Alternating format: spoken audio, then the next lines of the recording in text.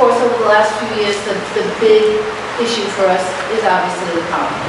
But it can't get lost in the fact that, there's a lot of other issues that you have to be aware of and that we need to be paying attention to. And, for me as a nurse and representing the nurses that work at Zamorano and other state agencies, it's about keeping those places open. And so my question, I guess, in my request with you going forward is that, we look at your being elected and, the makeup of the long-term care coordinating council is very heavily administrative. It's, the administrator of this, it's the chief of that, it's like everybody's a boss. There's really no working folk.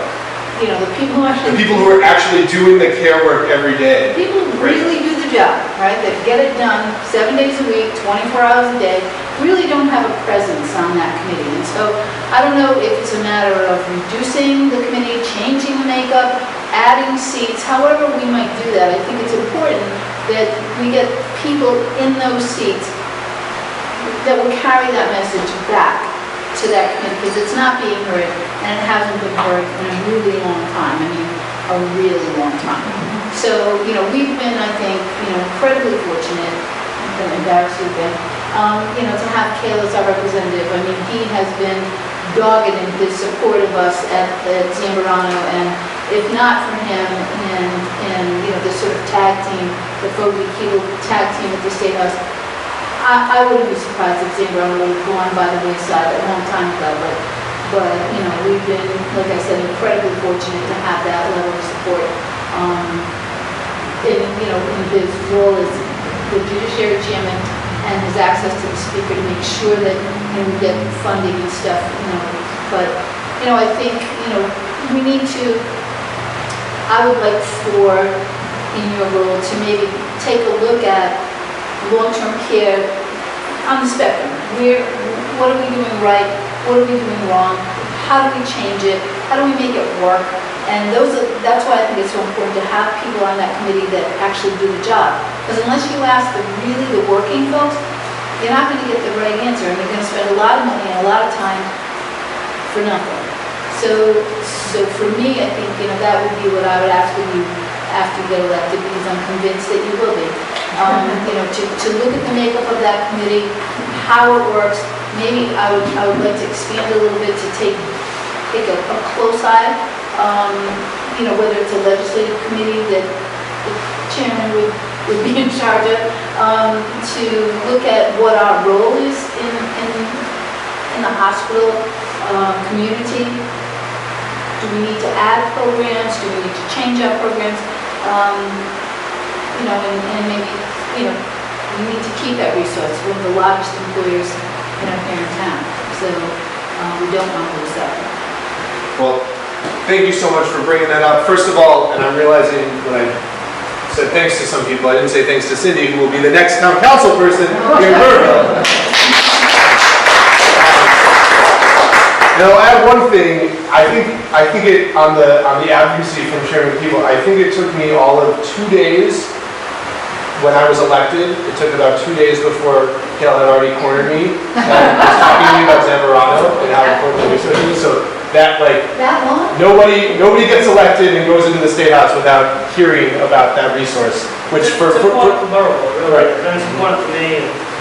There's 120 patients up there. They're people like constituents too. They don't interact with the community all the time, so not everybody in Burrillville even knows they're up there. But they're why government exists, and they're worth fighting for. And that's a big part about being the state representative. So he's on it, as you said. Yeah. I really appreciate you bringing that up, because I agree with you. Specifically in the Long-Term Care Coordinating Council, and you can bring it out to other commissions and bodies. The people on the front lines who are actually doing the work every day, who understand what works and what doesn't, who understand the needs and the resource gaps and whatever it might be, are so often not involved in the policy making decisions. And that's been a real sort of true line for me throughout my work. I really saw it first working in our public schools and seeing how much better policy outcomes are when the folks who are most impacted, students, families, teachers, have a seat at the table.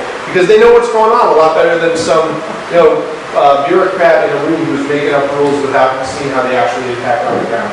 And I think that is critical when it comes to our care community and economy, and making sure that those voices are empowered, and that we're creating a system where the people who do this incredibly important work are supported, have the living wage and benefits that they deserve, and have a voice in the staffing, the safety measures, everything that they need to make sure that both for them and most importantly for the patients that they love and care about and serve, that we're doing the best we can. As Lieutenant Governor, would you be willing to do mini town meetings and do them at night throughout the course of the year to go back into the communities and talk to the constituents? Absolutely. You can write that down right now. When I was elected as a rep, we started a schedule, it's much smaller in my district, but I immediately started having meetings across my district and keeping them up, where we would, we put butcher paper. I think Steve covered the first one. Yeah. And we put butcher paper on the wall and talk about different issues and write down ideas, and then I would use that to inform the issues that I would work on. That's where the fight for me for paid sick time came from. I was hearing from folks talking about their struggles to care for their health and their family with their job and all the other issues I've worked on. So absolutely, I think that is critical. If we're envisioning that office as the people's advocate to bring the people's voice to the State House, you need to know what people are thinking about, and the way you do that is organizing those kind of forums.